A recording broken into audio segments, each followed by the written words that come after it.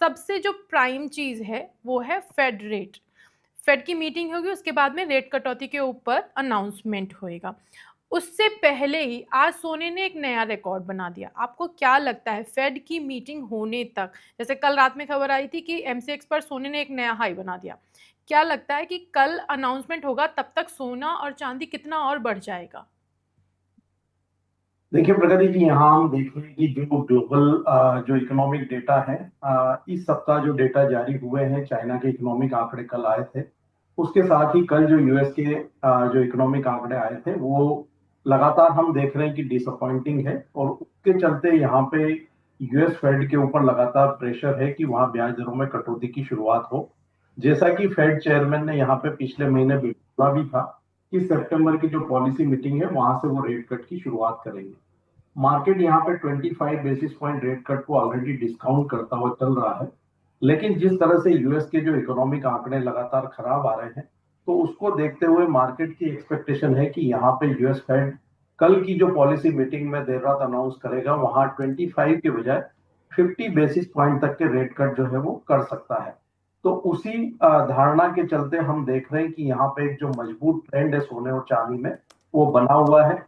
सोना international market में $3,700 का जो एक रेजिस्टेंस था साइकोलॉजिकल, उसको यहाँ पे ब्रेक कर चुका है, और हमने कल पहली बार $3,700 प्रति ट्रायंस के ऊपर यहाँ पे क्लोजिंग भी आते हुए देखी थी। भारतीय बाजारों में भी हमने 1,10,000 के ऊपर कीमतों को पहली बार क्लोज होते हुए देखा। हमारा मानना है कि यहाँ पे फेड रेट कट की कटौती के साथ यूएस जो डॉलर इंडेक्स है वहां पे प्रेशर बनना शुरू होगा, और उसके संकेत हम यूएस के 10 साल की बॉन्ड दरों में देख चुके हैं। और बॉन्ड दरें पिछले सप्ताह पहली बार 4% के नीचे मई 2025 के बाद फिसलती हुई नजर आई थी।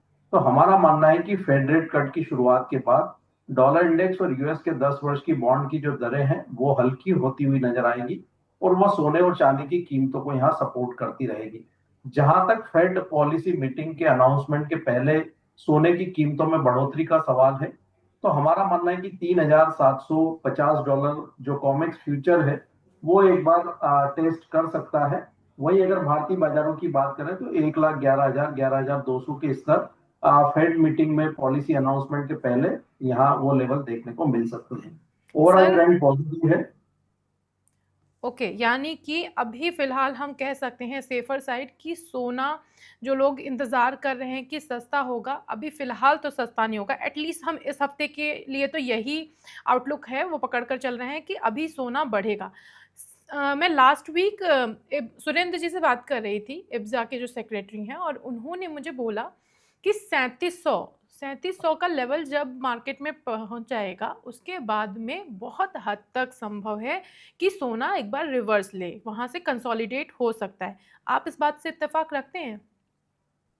देखिए प्रगति, यहाँ पे जो सबसे अहम चीज है उसको देखना ये रहेगा कि जो फेड की पॉलिसी के जो अनाउंसमेंट आएंगे, वहां पे जो फेड चेयरमैन है वो यूएस की इकोनॉमी को लेकर के आगे क्या व्यू जो है वो पूरी दुनिया के सामने रखते हैं। अब अगर यूएस फेड चेयरमैन यहाँ पे आगे भी मॉनेटरी पॉलिसी ईजिंग की वकालत जारी रखते हैं, और इस वर्ष में 3 रेट कट और अगले वर्ष में और 3 रेट कट, मतलब 150 बेसिस पॉइंट रेट कट यहाँ पे अगले एक साल में करने की बात रखते हैं, तो निश्चित रूप से जो सोने की जो तेजी है वो आगे भी बरकरार रहेगी।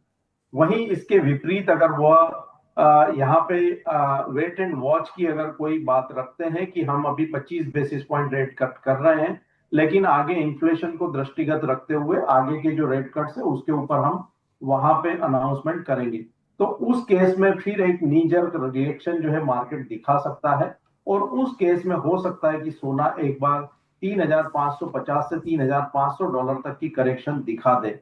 लेकिन यह तभी संभव है जब फेड चेयरमैन के जो स्टेटमेंट्स हैं वो वहां पे हॉकिश अगर निकल करके आते हैं। अगर उनके स्टेटमेंट हॉकिश नहीं रहते हैं और डविश रहते हैं, तो हम कीमतों को $3,800 के स्तर को जल्द पार करते हुए देखेंगे। और कोई बड़ी बात नहीं है कि हम दिसंबर तक कीमतों को $4,000 तक भी इंटरनेशनल मार्केट में जाते हुए देखें।